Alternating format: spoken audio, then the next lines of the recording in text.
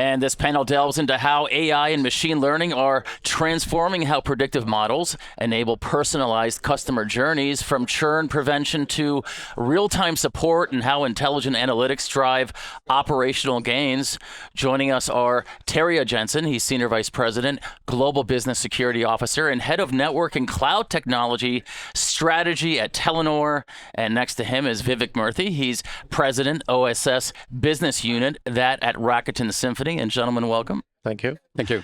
Thanks for being here. Terje, thanks for joining us, by the way. It's good to have you and give us your time. Vivek, it's good to meet you. First time we've done this together. Yeah. Terje, I'm going to start with you, if you don't mind. Of course, we're all chasing and sort of creating these personalized and predictive customer experiences that for these telecom services. How is AI and ML, just sort of setting the stage, how is AI and ML playing a part in that? Yeah, maybe I can talk through a couple of examples, Sure. just to give an idea on what we are doing. So let me take 4 examples. Just the first one is on the customer care dialogue with personal questions and problems and issues that every customers have, and they have it in the human-to-human dialogue or with a chatbot or whatever. So what we are doing is that there is an AI engine listening in to that conversation. And then, of course, one thing is just to automatically populate, the templates, forms, do on the fly analysis. So what is the problem? What is the underlying problem? And running statistics and accumulating that during the day, for example. What is today's biggest problems of the customer base? But they also come back with proposals. Please look into this. Maybe follow up on questions like that, for example. And then, of course, some of these proposals are new services. Maybe you can try something new. You can give a kind of a discount, for a certain period and those kind of things. And then it becomes very, to the point for that customer in that dialogue. And this is on the fly. And that means that, of course, you need to have some kind of real-time assessment in that customer dialogue. Then, of course, it's also for a back office, good to understand what is today's big problem, and also assess that across the complete customer base. What should we? Are there any learnings, for example, on billing systems, or on campaigns, or whatever? So that's the kind of the back office part of it. So that's just one example. I'm sorry if I'm talking a lot, but and the second example is to, of course, understand the big customer base. Call it Net Promoter Score, or the reason for churning, or the reason for staying, and those kind of things. It's also good to correlate those actions with facts on the networks. Like, what have the customer been through? Is it a bad conversation with the customer care? Is it a missed call?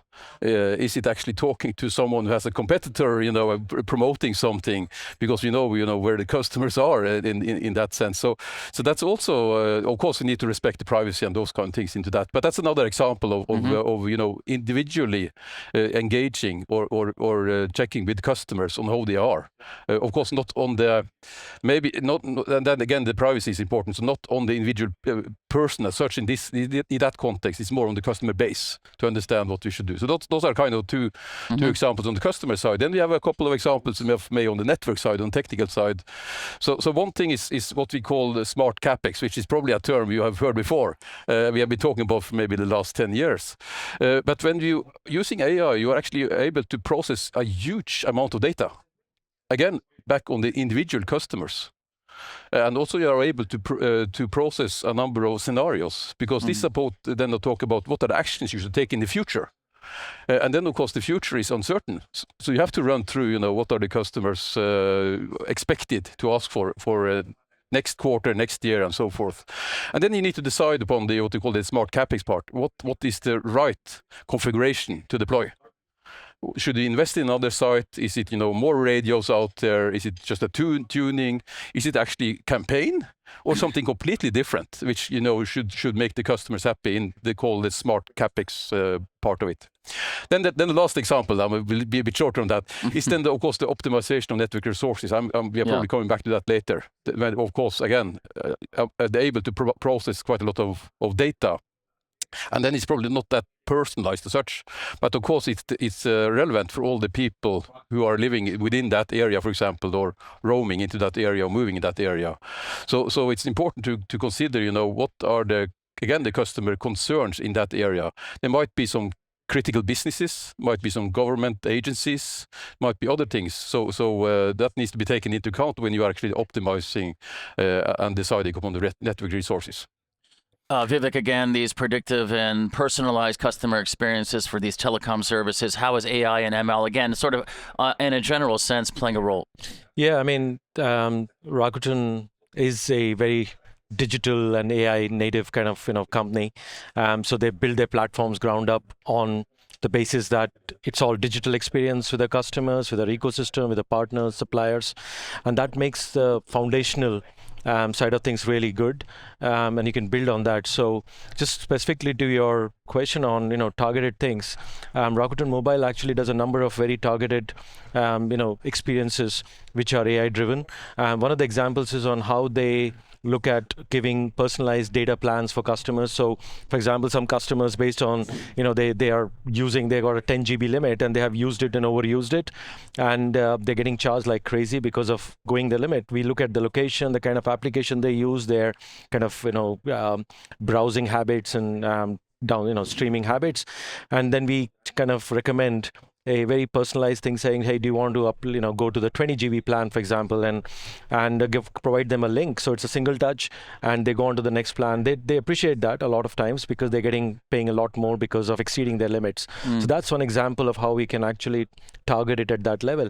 Another one is on churn management. We look at customers, and this is the power of AI, is one side it's on scale, and then getting down to that granularity of an individual customer. You look at what's the kind of the probability of that customer leaving us based on the complaints they're making, or the indeed using our services less and less, or making too many, for example, conversations to our call centers. So we do a profile and say, this person is likely to leave, and then you come up with a recommended offer of something which will make them sort of stick back.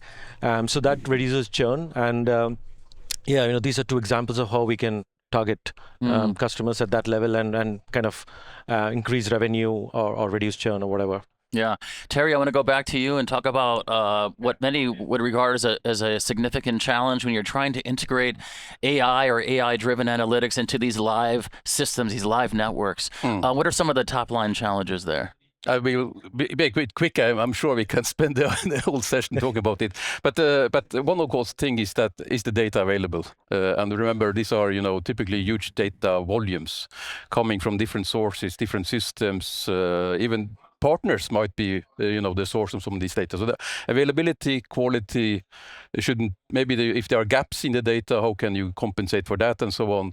And remember, we're also typically talking about legacy systems, so not all of them are designed in the AI area.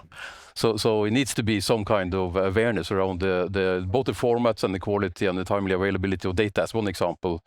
Then I think that another example, of course, is the competency on modeling, which is kind of upskilling and being aware of these kind of models. What can you do with it, or what should you not do with it in the other side? And of course, back to given what data is available. So if there is a gap in the data, you need to do something, to compensate that, for example, or there is something, you don't really trust that data from this network last week because there was an issue in the network, and these are live networks, so something is happening all the time. So and that also is an issue then on the modeling side of it. Then it's not to shy away from that. Doing AI processing and memory and those kinds is not that cheap. So there's still something on the efficiency, cost efficiency of running all these models, particularly when you talk about this big scope application where you really could see some value, I think. So there still needs to be some effort, I think, put into that and make it lighter, quicker. And of course, this is probably, as you get better understanding and those kind of things, you will do it more efficient typically. And the last point, I think, is what we call responsible AI. We will probably come back to that, but trustworthy, secure, what kind of cases should you really run, and those kind of things. So those are kind of the four things I would lift as top line challenges. Yeah, absolutely. Vivek, challenges? Yeah, I mean, look, he's covered all of them. I'll give you a flavor from where we sit in Rakuten and my experience in a previous company where incumbent telco provider with lots of legacy systems trying to modernize and transform, and data is, like you said, the single biggest thing. Without data, you can't build any of the foundational. That's absolute foundation for doing all AI specific things. And what we have noticed is a lot of, because of legacy reasons and so on, a lot of the data is simply sitting in all these different islands. And like you said, bringing it all together is a engineering job in its own right. And you find missing data, and then, as you said, how do you plug that gap, right? That becomes a whole kind of program in its own right. The quality of data is also very important, because what we find is a lot of business processes are broken because of various reasons. They're all good reasons for whatever, but you end up having a network and a data which are not in sync. Yeah. And therefore you can be a bit, can get into a bit of a pickle if you try to then act on some of that data which is not reflection on the network. So you got to be careful on the quality of the data. The second thing is just the fact that all these stacks, that are built over the years are basically an aggregation of all these different COTS products, sometimes home-built products, and so on. And so, again, the data islands that are there because of these stacks and the way they have been built leads to a problem where you're not able to get a complete, end-to-end experience of a customer-connected service, right? Which is like essentially bringing in all the different disparate elements. You can't get a good view of that, and that becomes a problem in terms of taking actionable AI-driven actions on that. The final thing I think, as you touched upon, is for me a big challenge in rolling out AI in operations is the idea of trust. Basically, you have got humans sitting there in operational things, right? And they need to be able to trust that the recommendations, that the things that the machines are doing are actually going to make life better for our customers. And we'll talk about that, of course, but I think the fact that that is a new thing for the operations world, it means that we have to invest, we have to think about the psyche of humans doing L1, L2 jobs, and how are those jobs getting automated, how are they moving on to more value-added things, and building trust in a kind of incremental way. I think that's the big challenge for us in the operational world. I was going to say, I think, how do you overcome that? I think you did mention that, but we can probably cover that in the subsequent questions. Absolutely. Terje, I want to go back. Oh, did you want to add something? No, I think you covered it very nicely. So. Okay. Terje, I want to go back to you on AI for network reliability. Using proactive fault detection, self-healing mechanisms. How do those play a part in this network reliability when we're talking about AI and ML as well? Yeah, no, I think if I look into that, this for us is important. I think you touched upon it. Of course, you have network on one side, which is kind of the resources or the delivery systems, and then you have the customer view, and those needs to be matched somehow. So and to be very honest, if you want to build a super class network able to deal with every kind of incident, that's going to be too expensive. So you need to be realistic on what are you promising to the customers, and that's why it's so important to level those kind of use. So you both have the demand as well as the delivery systems, and they have to be matched. Then you have to understand the demand, which I think is, of course, we talked about that, the customer insight and those kind of things.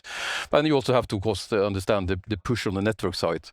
And then you see, that you have predictive, is something about to happen now, for example, on a fiber? Is there something on the quality there which is going to, is going to be breaking? You can detect vibrations even also in the ground if you have the sensing system there. So you can say there's someone is digging. And you better now, send out a message to the one you think you're digging, so you stop digging. So there are quite a few things which you actually, on the very, very practical things, you can try to prevent, outages. And then of course you have the more advanced kind of things, which is really again matching the demand and the supply. So you see that the traffic is growing because of an incident or a concert or like this, an event, and then you better need to prepare from the network side that is not a bad performance, or it's simply an overload or whatever. So that's also, then you need to assess quite a lot of data into that in order to see what are the best actions to be taken without, overshooting. Because at the end it's also going to be a business case or a business decision, what kind of risk level you should take. So just maybe one simple example. We have been using AI actually for battery replacement out on the sites, which sounds a very trivial case. What's the problem here? And the optimal battery replacement. You can just monitor the charging, discharging, cycle, and then you can decide, okay, this battery is about to fail. Yeah. And if you don't replace it and something, the mains are gone, the site is going down. But if you do it too early, you're actually wasting money on new battery. So you have to figure out what is the optimal time of replacing battery. And replacing a battery means physically visiting a site. So you typically don't go there just for the battery. You go there for other purposes. So what is the optimal time for, and what other things should you do altogether? So it's a workforce planning actually, which ends up with for the battery replacement issue. And there's a lot of data which needs to go into that to optimize the whole thing. So it's also very trivial, but actually you can make it quite advanced, and there's a lot of efficiency actually doing it in the optimal way. Yeah. Vivek, anything on proactive fault detection, self-healing mechanisms? So I would, coming from the kind of background of what my job is, which is to build these kind of OSS platforms and systems for automation. And our dream is to get our telco customers to move on the autonomous level journey from where they are to level 3 plus 4, Sure. and so on. And I look at it as kind of 3 stages of evolution. The first stage is what has been happening actually the last 10 years, which is kind of traditional AI, statistics-based approach of automating things. And I think we still have to get better at that. There's no doubt. The second one is what is now becoming more sophisticated automation strategy, which is basically saying a bunch of automation steps, with few steps being kind of branching out to use LLMs and so on, and coming back and kind of making your automations actually more complex, but also more sophisticated, more more kind of value driven now, and solving bigger problems. And then we're also hearing about agentic sort of AIs, and that I think is still some distance away from deploying at scale in telcos. But we got to start understanding what are the building blocks to allow us to get into that journey. And a lot of that is going to be about, like what we said, have you got all the data in one place, right? Do the systems that are driving all the business process, are they talking to each other in an open way, right? So once you do all these foundational things, you can then start to move from these very complex automation journeys into more agentic kind of things, which will be simpler, but a lot more sophisticated. So we're going to get into that kind of journey, and that's kind of where we are, is trying to finish our last leg of statistical traditional AI to more LLM based kind of more conversational based things to allow our, again, suppose operational support people to do their jobs better. And then we'll eventually hopefully get into agentic soon. No, could I just quickly add, because autonomous networks is very important, I think, for a lot of the operators at least. So, and that requires, of course, automation. It requires aware networks, and it also requires adaptive networks. And if you think about legacy systems, some of them are a bit struggling, with this awareness and also the able to be adapt. So we need to work around a bit on that. Typically, then you come in with a traditional OSS or at least in that domain to try to compensate for some of these things. In fact, I was going to add, since you mentioned, there are some systems which are very old and legacy, and customers have to, telcos have to think about biting the bullet and actually closing them. It might take multiple years, but you got to have an investment case which justifies, because if you keep doing 1 year kind of investment case, you will never shut down some of these systems, and that leads to a broken process, as you said, of in the kind of overall automation journey, and you see missing data, stuff like that, because you have not actually tried to grapple with the kind of very old legacy systems somewhere in this old, and they might be doing some very critical job, but you don't want to touch it exactly for that reason, and that is the foundational thing that I'm talking about, and we think we're talking about, got to address that to make the leap in the AI world. Vivek, I want to stay with you and certainly get Terje's input on this. When we're talking about operational efficiencies and cost savings for operators and how AI and ML contribute to that, where is most of your time spent? On the operational efficiency side or the cost saving side? So, firstly, in the operational side, I mean, cost is a big factor. There is a budgeting and everything else, and you want to make sure it's a good reflection of how your customer experience is. If you're having to throw too many bodies to just keep your head above the water, then you got a big problem anyway. So cost is a good indicator.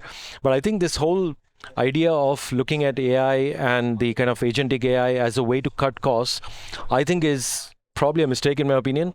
I think we got to be more ambitious than that. We got to be looking at customer experience and saying how do we uplift that and transform that.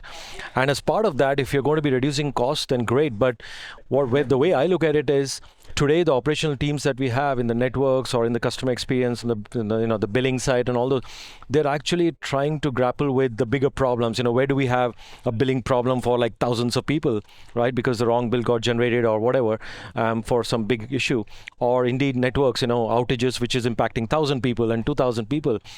I think with AI, we should be able to fix a lot of that kind of stuff.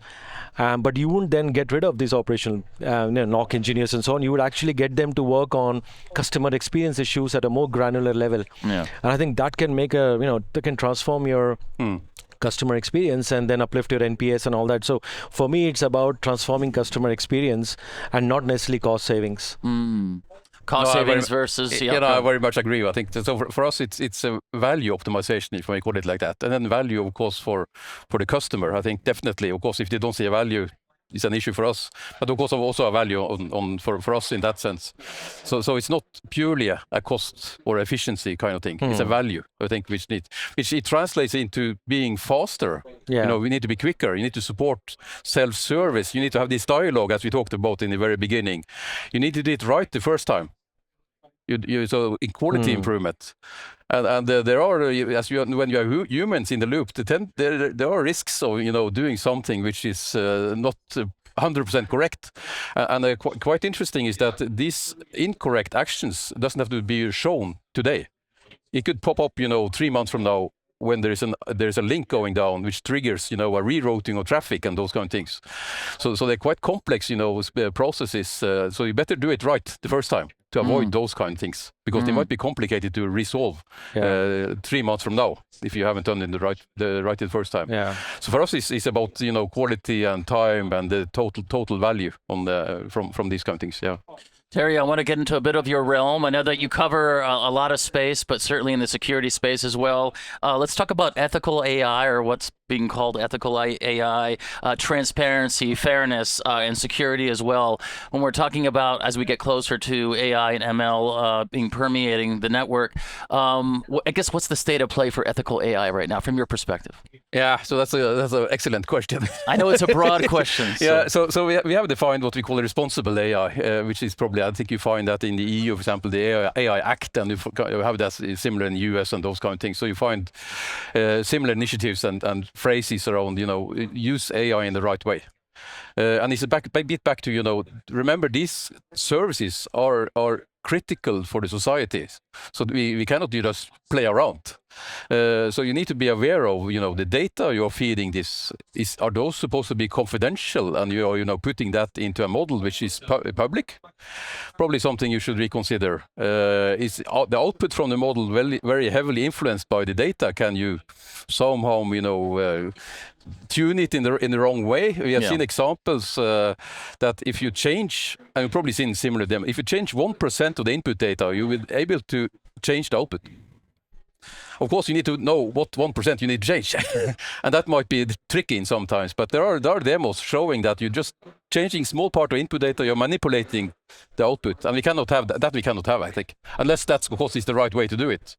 Yeah. So there are a number of things we have to be a bit concerned, I think. But I think you also mentioned that typically in the early stages of AI, it's more like AI assisting the human to be better, to come with better advice, to do, more data goes into the decision and those kind of things.